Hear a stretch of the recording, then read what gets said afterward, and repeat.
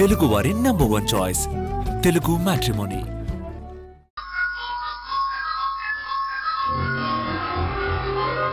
మరి ఆ డాక్టర్ అలా ఎందుకు చెప్పారు? నిజంగా అతను డాక్టర్ అయితే మీతో అలా చెప్పుండకూడదు. కానీ అలా చెప్పాడు అంటే అతను ఫేక్ డాక్టర్ అయినా అయి ఉండాలి, లేదా మీ అత్తయ్య గారికి లంగ్ ఇష్యూ లేకపోయినా ఉందని చెప్పి నాటకమైనా ఆడుతూ ఉండాలి. ఎందుకైనా మంచిది ఆ డాక్టర్ని ఒకసారి ఎంక్వైరీ చేయండి. లేదు డాక్టర్, మా అమ్మ చెప్పింది నిజమే. మా బామ్మ రెగ్యులర్గా లంగ్ ప్రాబ్లంతో కూడా బాధపడుతుంది. ఆస్మా కూడా ఉంది. ఇదిగో రెగ్యులర్గా ఇన్హేలర్ కూడా వాడుతుంది. కావాలంటే మీరు చూడండి.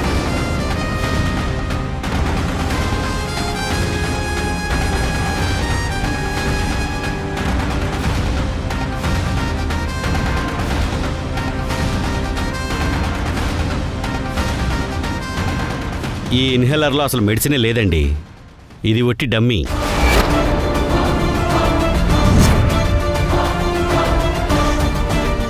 నాకు డౌట్ వస్తుందండి, మీ అత్తయ్య గారు కూడా ఏదో నాటకం ఆడుతున్నారని అనిపిస్తుంది.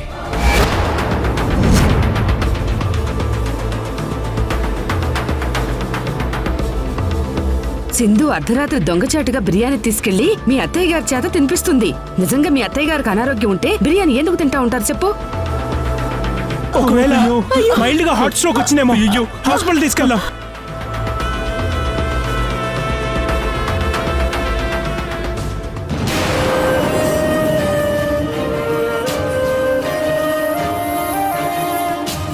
ఇప్పుడిప్పుడే నాకు కొంచెం కొంచెంగా అర్థమవుతుంది డాక్టర్. సరే డాక్టర్, నేను చూసుకుంటాను. ఆ రిపోర్ట్స్ ఇవ్వండి.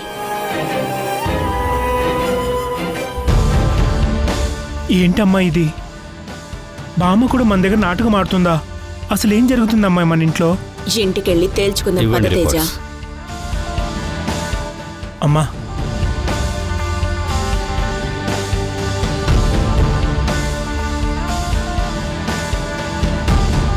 ఉంటాం డాక్టర్. పద అలాగే తేజ. మంచిది. Thank you doctor.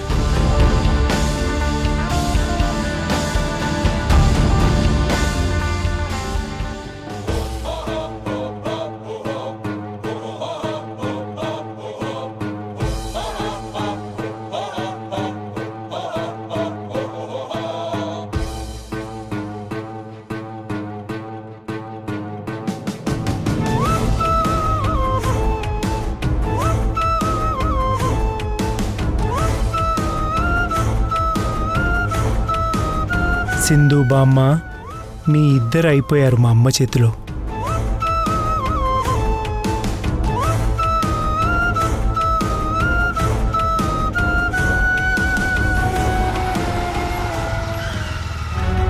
సింధు, మీ అత్తయ్య వాళ్ళు వచ్చినట్టున్నారు. పదమ్మ వెళదాం. పదమ్మా.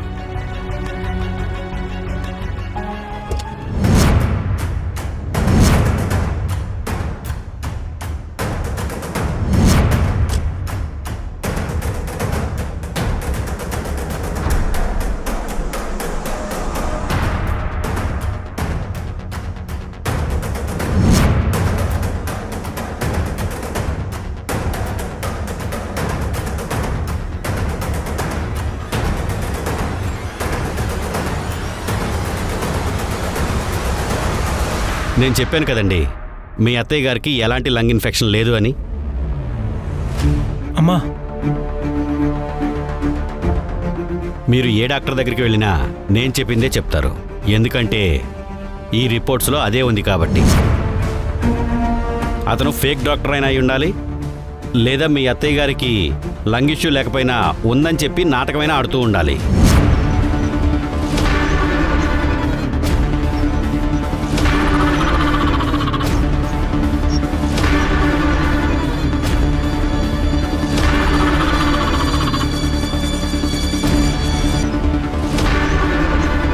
అత్తయ్య గారికి ఎలా ఉంది? ఇప్పుడు బాగానే ఉంది అత్తయ్య, మీరేం కంగారు పడకండి.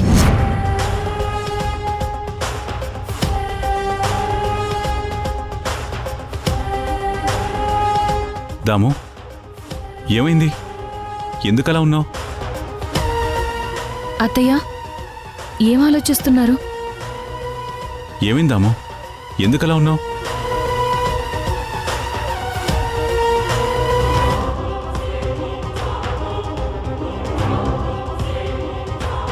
ఏమైంది? ఎందుకు అందరూ అలా ఉన్నారు? అన్నయ్య, ఏం జరిగింది? మార్నింగ్ బామ్మ టిఫిన్ తింటూ సడన్గా విపరీతంగా దగ్గుతూ ఊపిరి ఆడక గుండె నొప్పి అంటూ స్పృహ తప్పి పడిపోయిందిరా. హ? భాగ్యం? అవునా? అవునరా, బామ్మని హాస్పిటల్ తీసుకుని వెళ్ళి ట్రీట్మెంట్ ఇప్పించి ఇంటికి తీసుకొచ్చేసాం. అమ్మ కూడా బామ్మకు అలా అయినప్పటి నుంచి చాలా డల్గా అనిపిస్తుంది. అవునా? అమ్మా, అమ్మా, ఇప్పుడు భాగ్యంకి ఎలా ఉందమ్మా? డాక్టర్ ఏమన్నారు?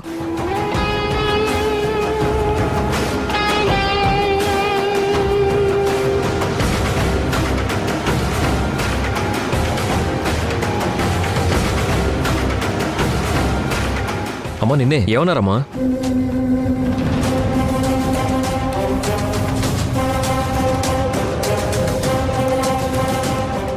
ఏంటన్నా అమ్మ ఇంత సైలెంట్గా ఉంది? ఏం జరుగుతుంది? ఏమో తెలీదురా. అడిగినా సమాధానం చెప్పకుండా అలా మౌనంగా ఉండిపోయింది. నా మందుల గురించి నా మనవరాలకి అన్నీ తెలుసు. వెళ్ళి సింధుని పిలుచుకురా. ఎప్పుడు అదేగా నాకిచ్చేది. ఆ రీహాబిలిటేషన్ సెంటర్ కంటే నువ్వు అయిన వాళ్ళ దగ్గర ఉంటేనే త్వరగా రికవర్ అవుతావు. ఈ రోజు మార్నింగ్ బామ్మగారి టెస్టులన్నీ చేయించాను. రిపోర్ట్స్ కూడా వచ్చేసాయి. గతంలో కంటే ఆవిడ ఇక్కడికి వచ్చిన తర్వాతే ఆమె హెల్త్ చాలా రికవరీ అయ్యింది. సింధు, ఇంతకీ భాగ్యం ఎక్కడా? భాగ్యం రూమ్లో నిద్రపోతుంది యష్. ఇప్పుడే వెళ్ళి నేను బామ్మని చూసొస్తా. ఆగు యష్.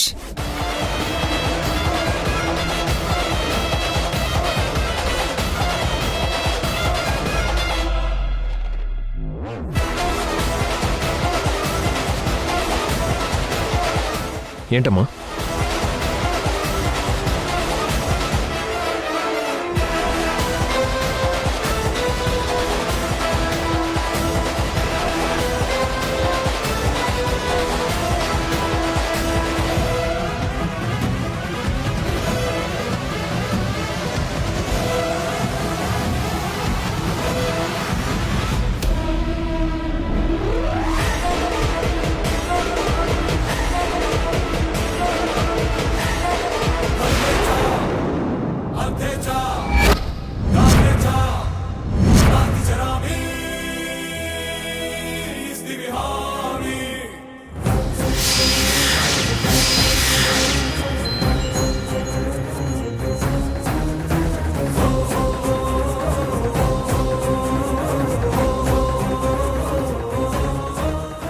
ఈ క్షణం నుంచి మీరిద్దరూ భార్యాభర్తలు.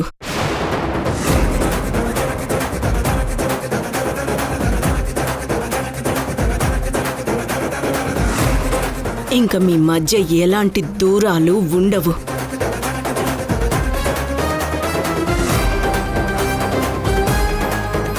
అపార్థాలు, అనుమానాలు ఇవన్నీ మర్చిపోయి నీ భార్యతో నువ్వు సంతోషంగా ఉండు.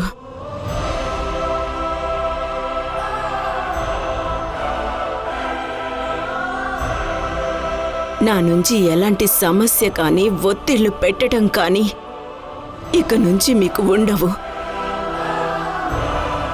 ఇన్నాళ్ళు మీరిద్దరూ కలవకుండా ఉండటానికి మధ్యలో అడ్డుగోడగా నిలిచింది నేనే కదా. అందుకే నా అంతట నేనే తప్పుకుంటున్నాను.